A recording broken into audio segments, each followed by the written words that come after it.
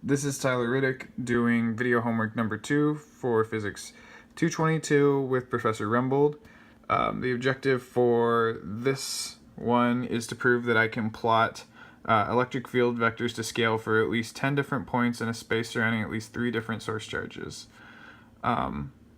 So what I did was that I started off with the source charges and their positions.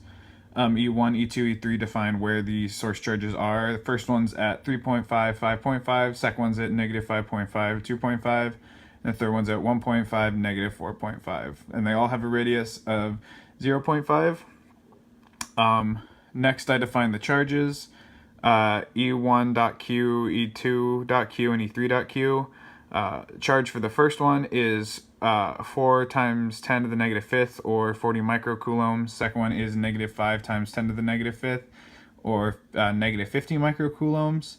And E3.q is 5e to the negative fifth, or 50 microcoulombs. Below that is Kc, which is Coulomb's constant, 9 times 10 to the ninth coulomb meter squared. Newton meter squared over Coulomb squared, I believe. And then the scaling factor is 0.000005, just because if it's not that small, if it's not that much, then like the arrows are going to be super big. So next is the loop. I have 2 for loops here.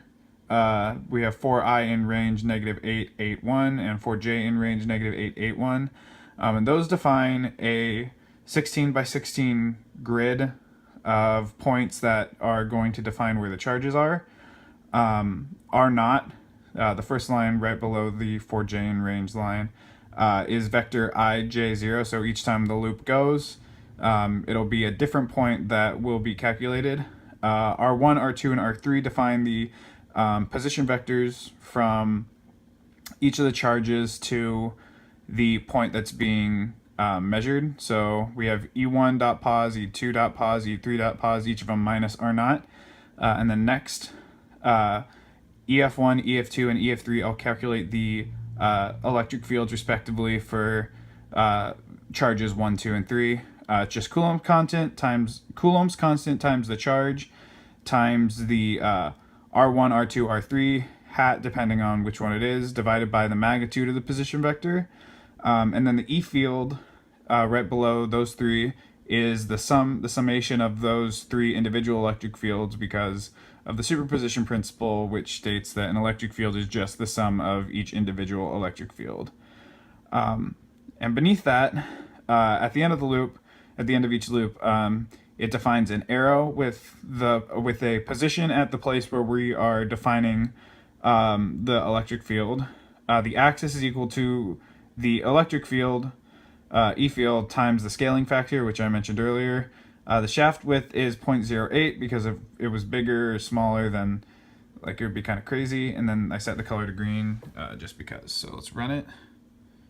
Oh, all right. So this is what it looks like when I hit run.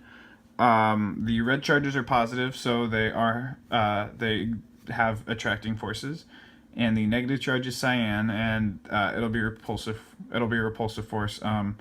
Just ignore like the diagonal arrows coming from each one, just because that's an error with the calculations. Normally those wouldn't be there, but like if you look closer, you can see that there are actually many vectors inside those that point the correct way. So in the positive ones, we have vectors pointing towards the charge, and you have smaller ones pointing away from it for the negative charge. So if we zoom in a little bit, we can see that you have the vectors calculated for each point in the electric field, and as they come from the positive charge, the calculation defines where they go. So they're coming out of the positive charge and going, coming out of the negative charge and going down to the positive charge, and those are coming up just the same. And that's it. Thanks.